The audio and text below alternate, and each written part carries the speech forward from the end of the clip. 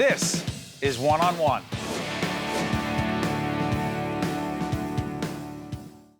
We are pleased to be joined by Randy Wallock, who is the co-advisor of the TEDxYouth Club at Lawton C. Johnson Summit Middle School in Summit, New Jersey. We're about to show a clip from the Classroom Close-Up series about these TEDxYouth Club operation. Describe, what is it? Well, for the past 4 years, we've had sanctioned TED Talks in our school where we By the way, for those who don't know what TED Talks are all about, TED Talk I don't want to assume. Okay, absolutely. It's on a national stage. They get some of the greatest minds, innovators, inventors. They bring them together, give them a 20-minute platform, and then they do these subgroups. Those would be the TEDxYouth, or the TEDx groups, and then within that, there's TEDx. How could kids do this? Watch the clip. No they way. Do an amazing Are job. you saying kids are involved in this very prestigious TED Talks operation? In our school, they run every single aspect Does the Classroom Close-Up video prove it? It certainly does. Well, let's find out. Let's All take a right. look at Classroom Close-Up and all about TED Talks with kids.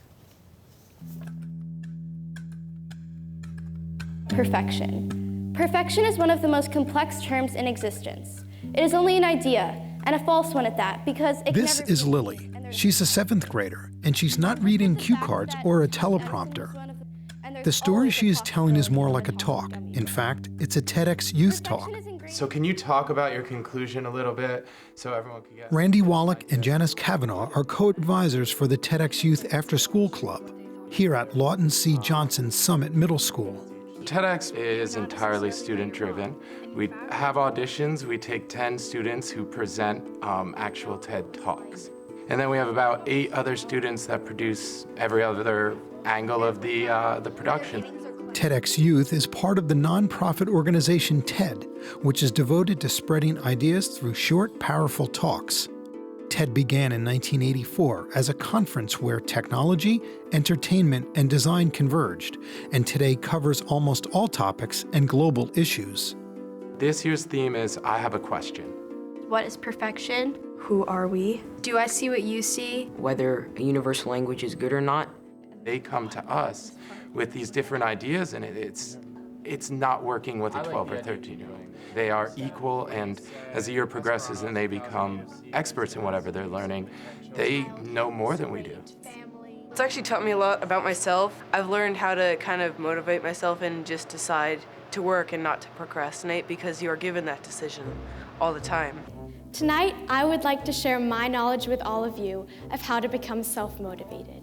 There's an air of confidence. The ones that know they did it, it is a badge to them. Everything that you will see, hear, and eat tonight is at the hand of the producers. The start of an official universal language will slowly make the beautiful variety of our world vanish.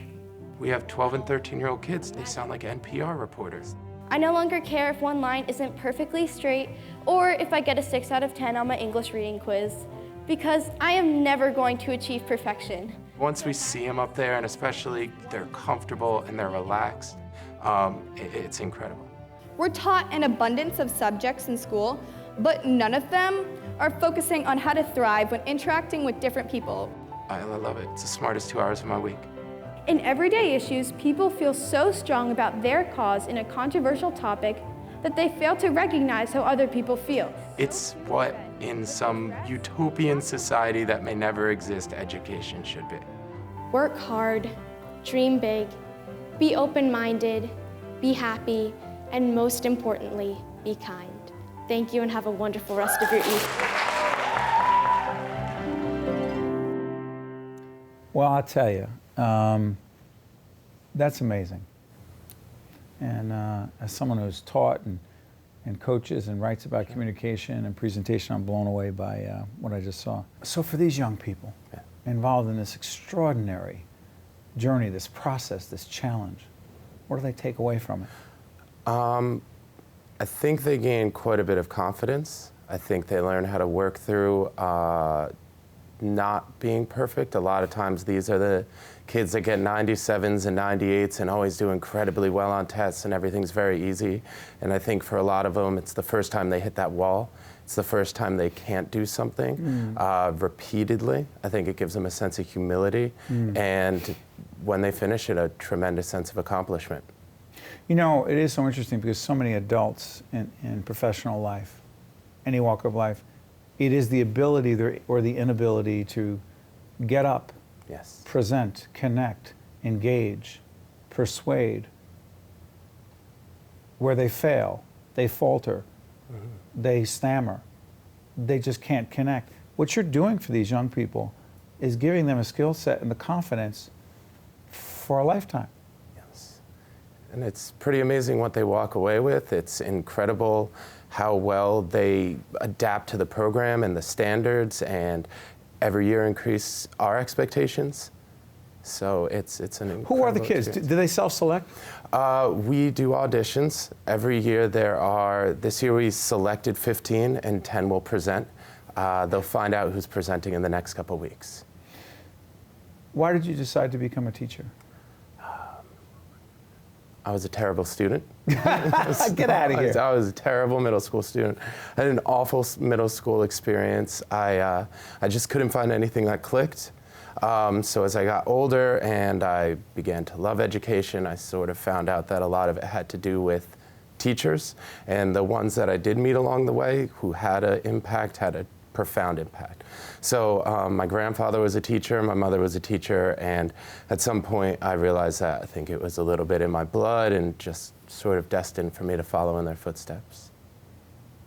So for you, when you see these young people get up and do what they do under this pressure, and they have to then do it. Yes. I mean, they can practice, but we've also seen a lot of people practice and then, you know, you'll see it in the Super Bowl. We're taping after the Super Bowl. You see people do really well in practice, and then, you know, you see people practice, these young people practice, and what happens sometimes if they don't perform when the time comes?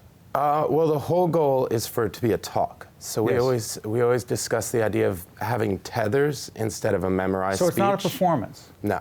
So make it clear to people. Yes. Not a performance, a talk, a talk. conversation. Exactly. Which psychologically and emotionally, for those of us who are in this field, makes all the difference in the world. Explain that to folks. Well, I think instead of the best of them are not memorized speeches. That's right. Many That's of, the danger. Yes. You get stuck, you're dead. Exactly. Go ahead, explain it. So many of them still will rely on that, but the best that we've seen are the ones where the kids become so familiar with the content that they give something that's unique every single time they do it.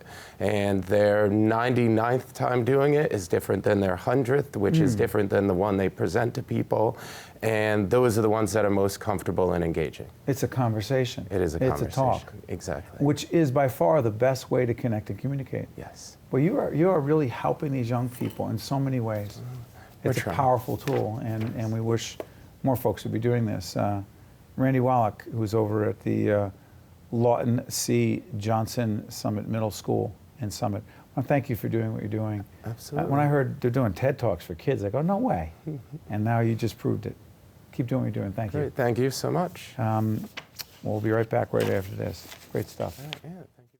One-on-One with Steve Adubato has been a production of the Caucus Educational Corporation, celebrating over 25 years of broadcast excellence.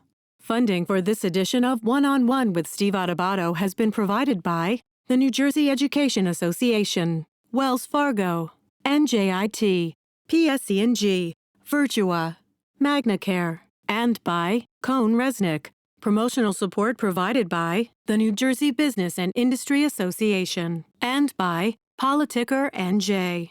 Transportation provided by Airbrook Limousine, serving the metropolitan New York, New Jersey area.